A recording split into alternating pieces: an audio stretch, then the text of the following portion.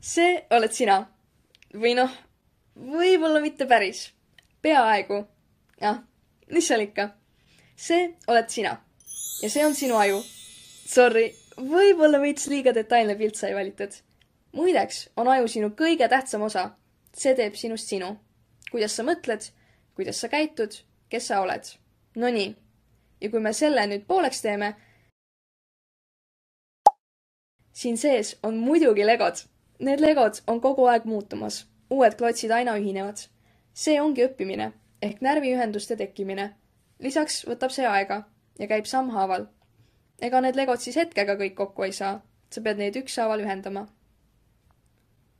Muide, selleks kõigeks läheb vaja ajusisest liimi. Laiemalt tuntud kui tähelepanu. Tähelepanu ehk ühe asjaga tegelemine nii, et muud asjad sind ei sega. Kui tähelepanu pole, ei saa sa oma potentsiaali saavutada. Õppimine võtab kauem, asjad ununevad. Mis asjad need nüüd on?